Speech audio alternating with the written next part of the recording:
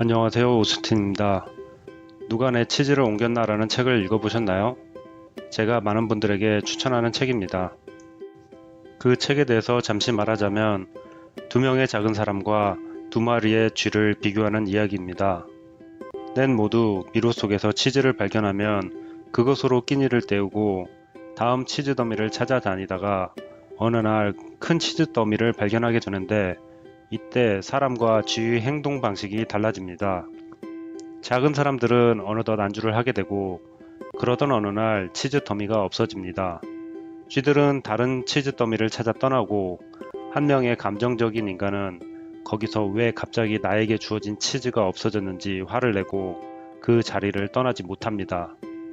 이성적인 다른 한 명의 인간은 뭔가 이상함을 느끼고 다른 먹을거리를 찾아 떠나자고 하지만 감정에 휩싸인 친구를 설득하지 못하게 되죠. 이 이야기는 세상의 변화에 맞서지 말고 세상의 변화에 순응하며 그 속에서 다른 가능성을 찾기를 가르칩니다. 이 이야기를 처음 책으로 보았을 때 감정이 얼마나 이성을 앞지를 수 있는지에 대하여 생각해 보게 되었습니다. 그리고 내가 감정에 휩싸여서 이성적인 판단을 못한 채 마치 그 조그만 사람처럼 내가 맞아 라고 세상에 외치는 듯 했던 그 수많은 과거의 잘못을 반성해보는 기회가 됐습니다. 사실상 나의 외침이 변명에 지나지 않았고 나의 감정은 저 멀리 이성을 뒤로 가두고 내 마음이 편하도록 내 생각의 울타리를 더욱더 단단하게 가두었습니다. 그때는 내가 맞다고 자꾸 주장을 했었고 남들이 내 말이 맞다고 해주기를 바랬던 것 같습니다. 내 안의 내면 아이는 그렇게 만족하기 전까지 내가 맞다고 외쳐댔고 내 이성은 그 감정의 외침에 사로잡혀 그 생각의 감정의 울타리에서 나오지를 못했던 것 같습니다. 마치 그 감정적인 작은 사람이 책에서 했던 것처럼 말입니다. 그렇지만 그 책을 읽은 지 10년가량이 지난 지금에는 좀 더 내 자신에게 솔직해질 수 있는 것 같습니다.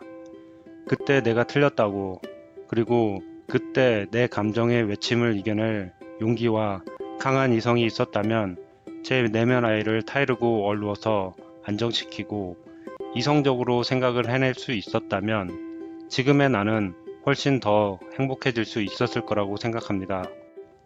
그것을 인정하는 것이 왜 이렇게 힘들었을까도 한번 생각해 봅니다. 여러분은 감정만으로 그 내면 아이와 이야기하기보다는 이성을 불러내어서 내면 아이와 대화를 한번 해볼 수 있기를 바랍니다. 과연 그것이 나에게 이익이 되는 행동인지 아니면 지금 당장에만 이익이 되고 나중에 후회하게 될 행동인지. 누가 내 치즈를 옮겼나 라는 책에서 말씀드렸듯이 과연 새로운 치즈를 찾아 떠나는 것이 나에게 좋은 것인지 아니면 누가 내 치즈를 가져갔는지에 대하여 화를 내고 있는 것이 나에게 좋은 것인지 말입니다.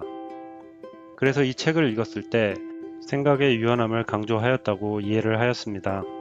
그런데 생각의 유연함을 좀 더 들어가 본다면 바로 내 감정이 내 마음을 보호하기 위한 작용을 때로는 너무 많이 해서 오히려 나에게 해를 끼칠 수 있다는 사실도 알게 되었습니다. 책 속의 작은 사람이 없어진 치즈에 화를 내고 있는 이유는 그 마음과 생각이 감정에만 너무 치중하게 되었고 그럴 때 우리는 실수를 할 가능성이 많아지게 되는 것입니다. 다시 말하면 우리의 이성이 감정을 보호하는 데 쓰이는지 아니면 감정에게 지배당하고 있는지에 따라 우리의 생각과 판단은 엄청난 차이가 있을 수 있습니다. 감정은 사람의 생명을 유지하기 위해서는 필수 불가결한 것이죠. 허나 위에서 말씀드린 것처럼 그것은 양날의 칼이 될 수 있습니다. 특히 우리 인간이 만들어낸 현대사회에서는 자칫 잘못하면 우리의 마음은 감정의 틀 안에 갇혀버릴 수가 있습니다.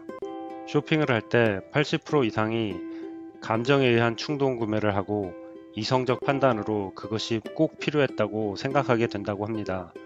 이렇듯 우리의 이성은 어느 순간 감정의 노예가 돼버릴 수 있습니다. 다른 모든 판단들도 우리가 주의를 기울이지 않는다면 단순하게 쇼핑하는 것과 같은 방식으로 감정의 틀에 갇혀진 채 판단하고 행동하게 될 수 있습니다. 여러분도 책에서의 작은 사람처럼 여러분의 마음을 감정의 틀에 가두는 일이 없으셨으면 하는 바람입니다. 감사합니다. 오스틴이었습니다.